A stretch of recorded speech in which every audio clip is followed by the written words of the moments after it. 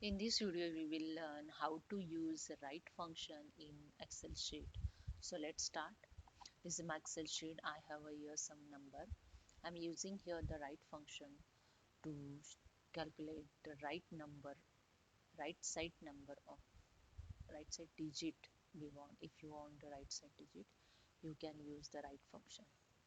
If I want the right side digit of from this digit 20 to 44, then I can use here the right function to show here only the right side digit. If you have a huge data, you can use it and you get only that digit.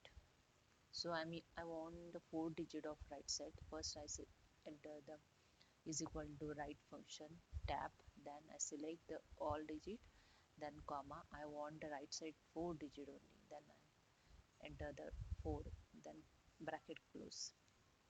That's it. You can see here 2244 is right side digit. Here 5524 is right side digit. I just copy and paste the formula. You can see here in last 6455 is a four digit of right side. So hope you understand. If you like this, please subscribe my channel. Thank you so much.